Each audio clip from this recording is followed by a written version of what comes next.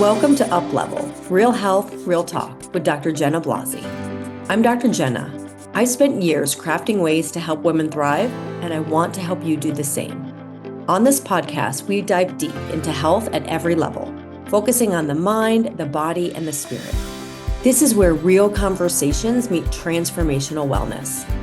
We'll be talking about all the things that truly matter, from nutrition and fitness to lifestyle, mindset, and personal development. Plus, the real deal on managing stress and navigating menopause. So if you're ready to elevate your health journey with authentic, transformative insights, you're in the right place. Let's get started.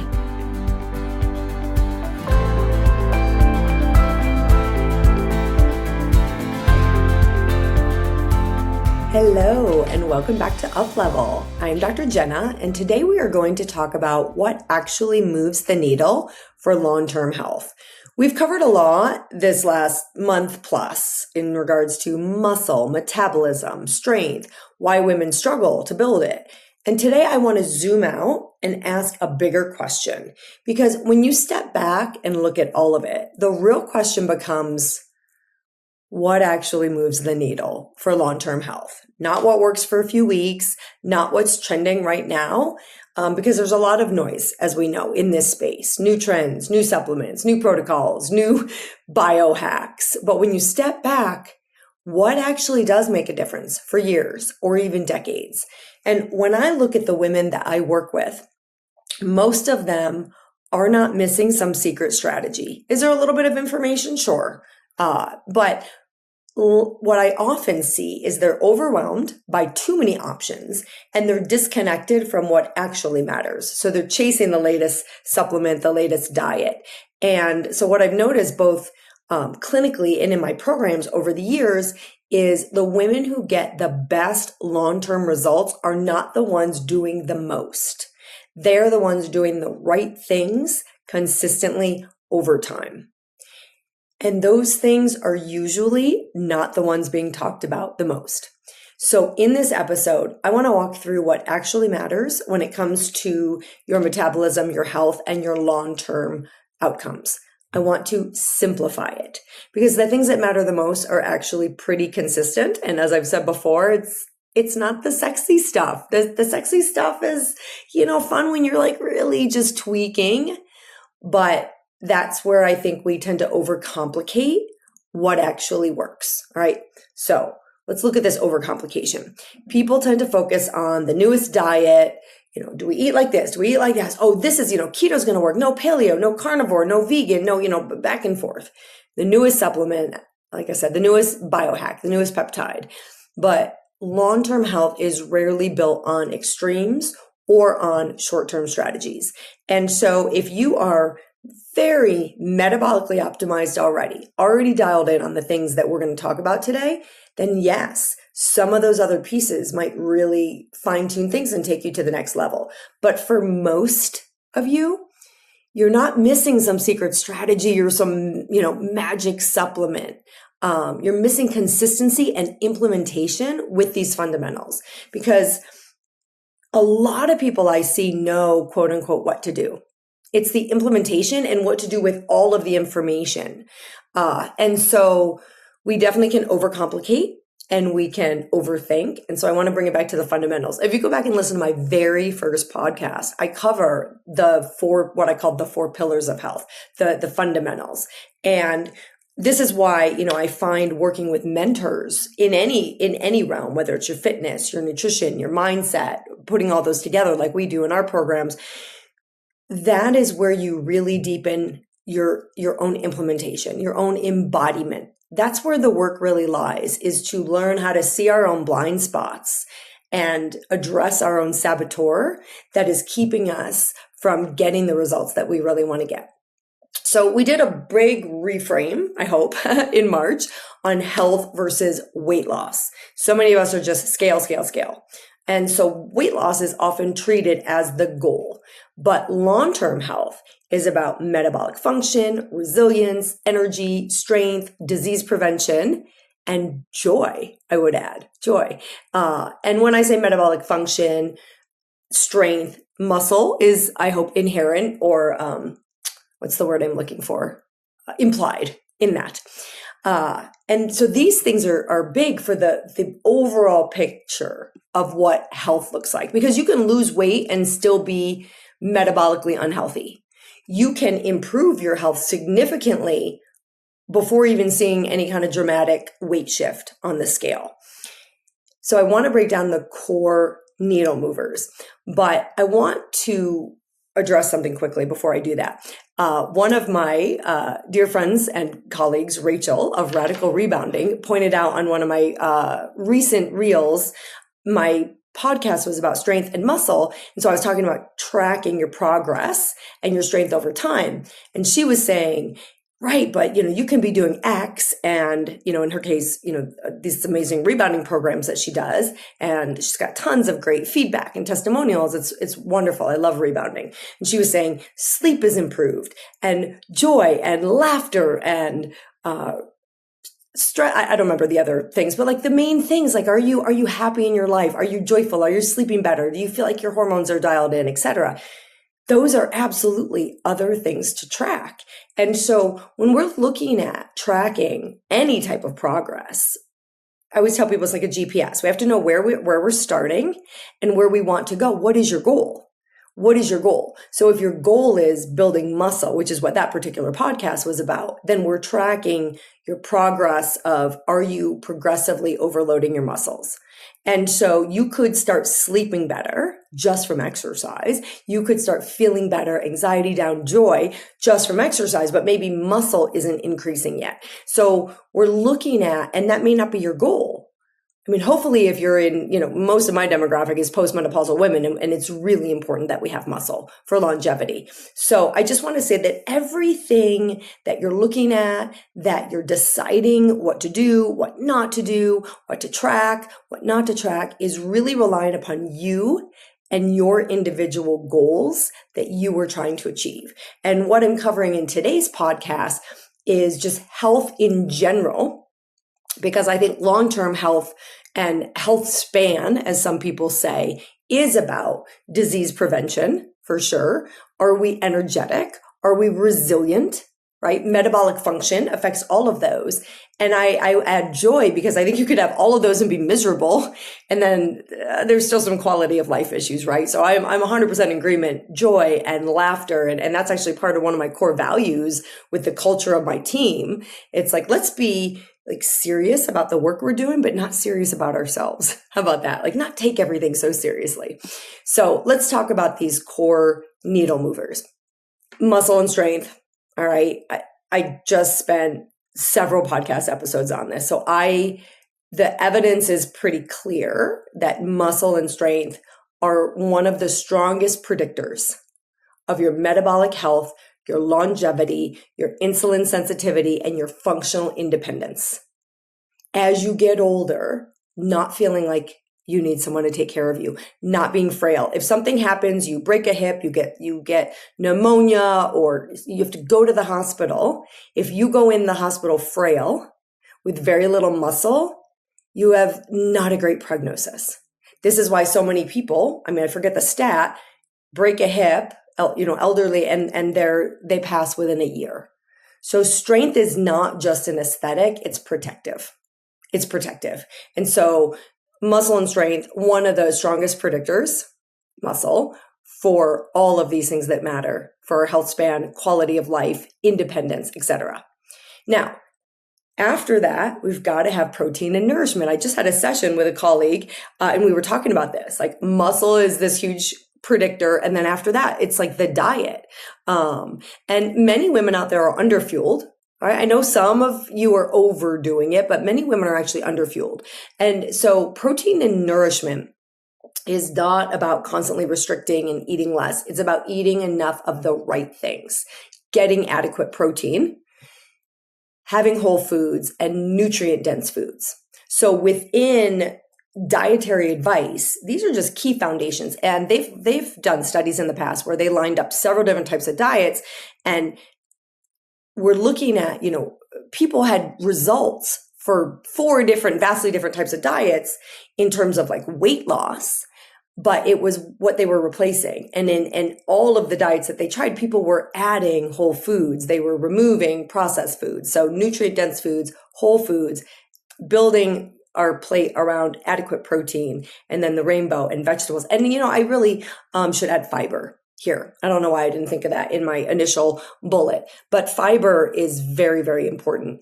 Even the hardcore carnivores out there are starting to talk about how important fiber is, which was originally not at all what was being said. But across nutrient and dietary data, for years, like consistently for years, fiber is very important for your gut microbiome and for satiety and for hormone metabolism, so many different things. And so I would add fiber, minimum of 25 grams a day. Let's aim for 30 plus, maybe up to, we tell people typically 25 to 50 grams of fiber.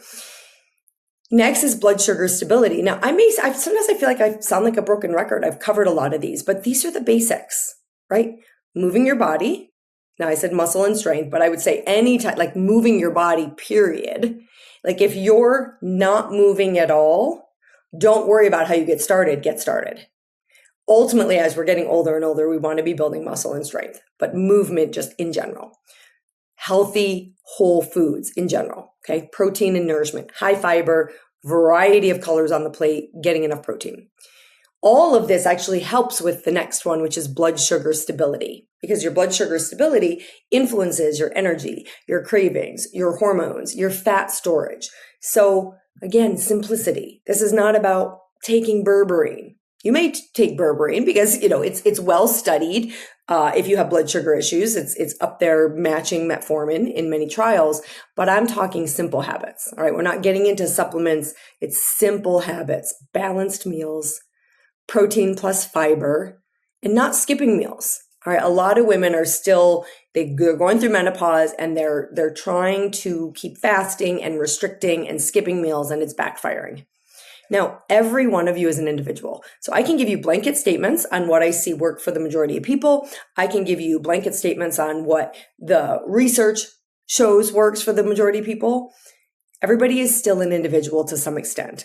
We were just talking about this. I was in a workshop a week or so ago. Of course, by the time this is out, it'll probably be a month or so ago. And we were revisiting perimenopause and discussing PCOS. And while fasting for a lot of women is not helpful, certain women, like their career, they're like career out to eaters, right? They're whining and dining people as part of their career. So for those people, maybe intermittent fasting could be a tool. So I just want to say, and I don't mean to confuse things, which I potentially am here, because I'm going off outline here, is that in general, the research and clinically, I've seen intermittent fasting doesn't work for most women. But this is, again, why working with a skilled practitioner, whomever that may be, that you trust, that looks at you as an individual and really helps you simplify so it's sustainable and you can be consistent and work around your life. So I think I said in a previous episode, there's not a lot of hills I'll die on. I'm not going to say this is the way it has to be. There are a few, but I try to stay open to both the individual and that things change, seasons change in our lives. But you can see consistency. If you went back and listened to every podcast and this one and all the ones, there's consistency with these basics. Moving your body. We can get in the weeds on what type of movement. But protein has come up over and over. And then nourishment. You don't want to just eat protein and then the rest of your food is crap. And so simple habits, balanced meals, protein plus fiber, eating enough food, not skipping meals. These are basics. Number 4 is sleep, which is probably one highly underrated, right? This is where we're like, I just heard a term in that conference I was just in that I'd never heard, called revenge scrolling or something like that, where the kids are finally in bed. And so you're like, this is the only time I have for myself. And so we're like scrolling because, I don't know, revenge is kind of a weird term, but I think that was the term that was used. And so sleep is very underrated, but it is critical. All right, I've done plenty of podcasts on sleep. It impacts your hunger hormones. It impacts your recovery. It impacts your metabolism. It impacts your decision making. And I would say sleep is one of the most powerful metabolic regulators we have.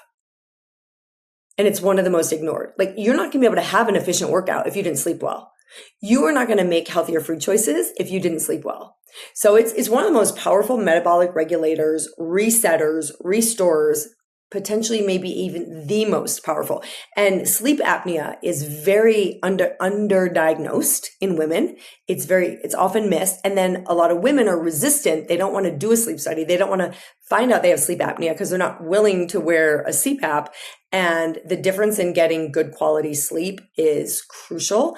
And there's different masks and different fittings. And I know there's always the exception out there. It's like, I tried all the things and none of them worked, but get your sleep dialed in.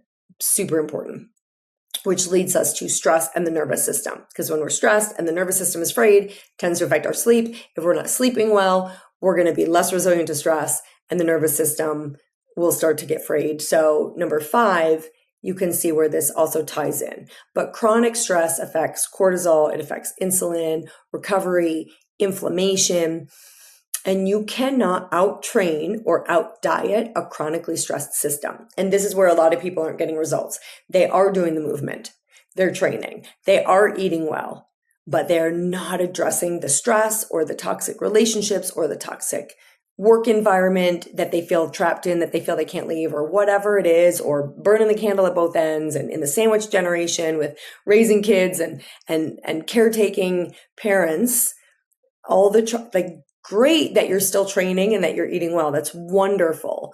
But we've got to address the stress and the nervous system and both minimize it, improve our resistance to it, minimize it. Like, where can we cut out? Where can we simplify? Improve our resistance to it and make sure these other things are dialed in because they will help, like sleeping will help stress, etc. But it's a key piece. And when I talked about the 4 pillars of health, the way that I presented them, which is like the Ayurvedic style, the 4 pillars in my very first podcast, maybe second, I think it was first. Nourishment was, I list the 4 pillars. Nourishment, which I would explain is I don't call it, some people call it nutrition. I like nourishment because you're not just nourishing yourself. It's not just about what you're nourishing yourself with food wise, but how are you nourishing your being? How are you nourishing your soul? What are you doing every day to bring joy, to bring laughter, to nourish that deeper part of you? So nourishment, movement, sleep, and then sacred space or stress/meditation. So sacred space is not about a physical location. It's about stress management. It's about having meditation or prayer or some type of sacred time, sacred space in your schedule to reset the nervous system, to reset the stress. And it doesn't, or to offset the stress, I should say, or mitigate it. It doesn't have to take a long time. Even a practice of 5 minutes a day in the morning and maybe 5 minutes before bed, or just one of those, if you can bookend it, that's wonderful, will have a huge positive impact on your health and on your stress resilience. And the 6th thing I want to say is consistency over perfection. So many people come to me and they've got that all or nothing mentality. They're on or they're off. They are all in or they're all off. And this is the biggest difference between people who succeed long-term and those who don't, is consistency. It's getting rid of all or nothing mentality and being of the all or something. If you can only work out 10 minutes, get your body moving for 10 minutes. Rebounding. I have a rebounder in my living room. And sometimes after dinner, I'll just hop on it for 10 minutes or maybe first thing in the morning. Like sometimes it's what I'm doing for exercise. And sometimes it's just, let me just reset. Let me just bounce it off. And this is all that I have time for today. Or all I'm willing to make time for, however we want to look at that. So this is not about perfection. All right. And if you want to succeed long-term, consistency is you keep showing up. And that's where consistency doesn't mean I'm 100%, into my workouts every time. No, like I saw something recently where somebody said, if you've only got 40% to give, and you do your workout and you give 40%, you've given 100%.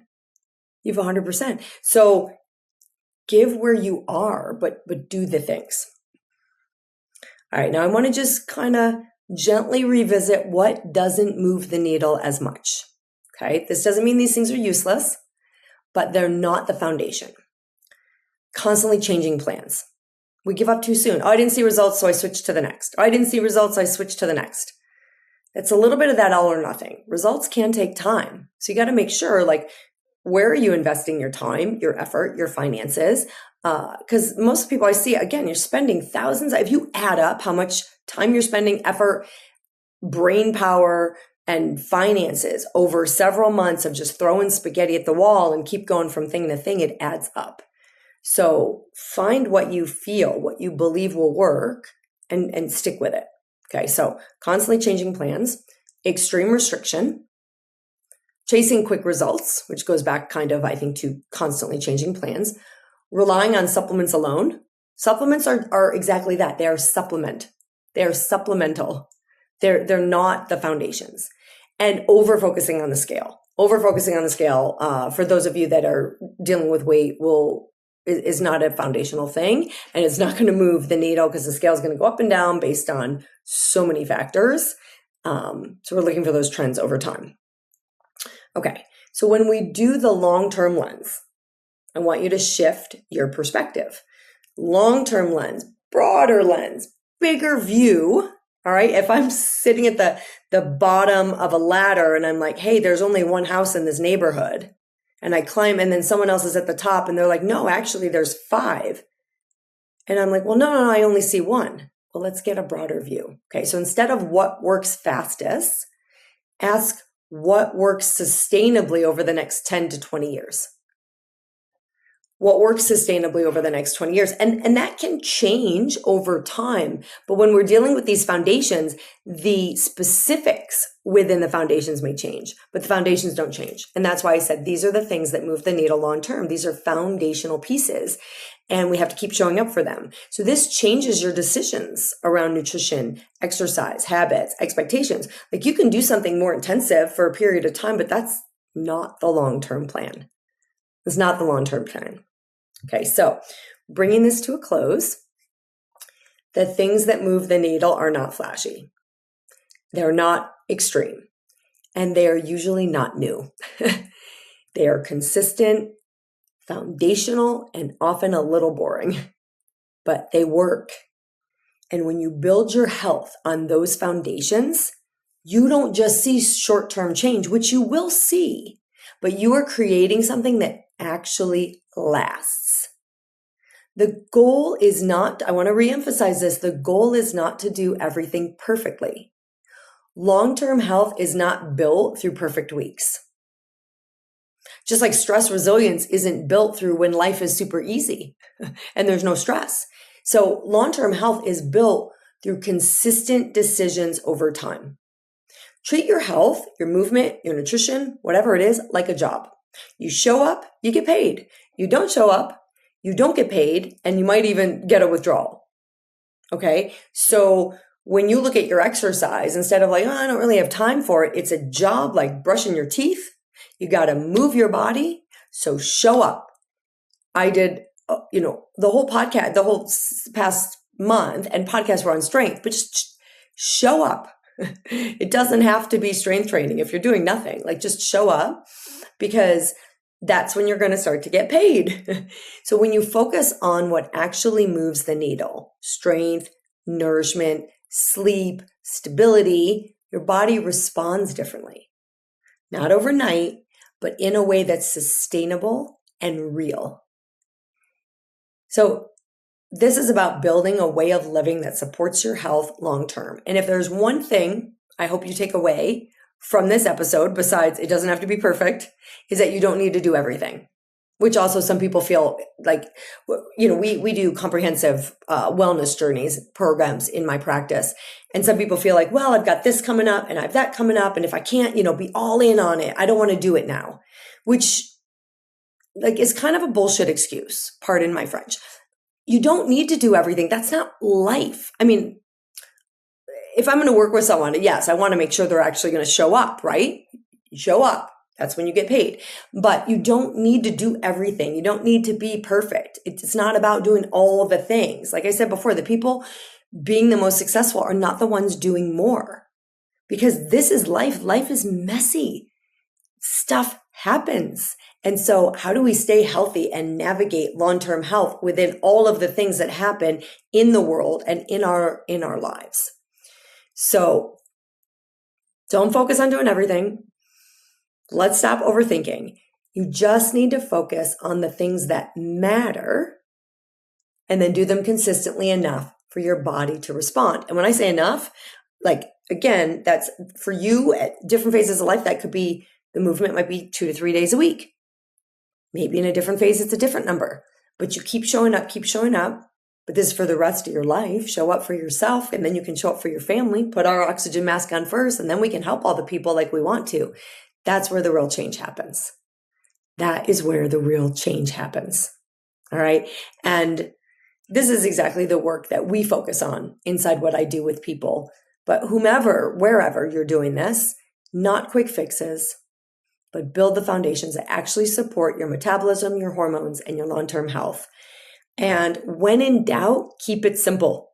Because when we overwhelm ourselves with information, and I know I give you guys as much information as I can, I don't want it to be overwhelming. I want you to just pick one thing. If one thing jumps out at you as the thing that's like the weakest, go after that thing first. That's what I said when I did that 4 pillars of health episode. I said, just choose one pillar. Don't start with all 4. Because when we're overwhelmed, it typically paralyzes us into inaction. We're like, oh my gosh, I don't even know where to start. There's too much information. So simplify and get consistent with that one thing. And then you can habit stack after that. So pick something you're going to focus on. That's your homework. Doesn't have to be all of these things I went through. Pick one of them, get it dialed in, and then you can add another. So thank you so much for joining me, and love your referrals. Subscribe so we can reach more people. Leave us a 5-star review, all of that. But so grateful you're here listening, and I will see you next time. Thank you for joining me on this episode of UPLEVEL, Real Health, Real Talk. I hope today's conversation inspired you to take the next step in your health journey, one that nourishes not just your body, but your mind and spirit as well. Don't forget to subscribe so you never miss an episode. And if you found value in today's episode, please leave a review. Until next time, keep learning, keep growing, and keep thriving. And remember, true wellness is a journey, and you are on the right path.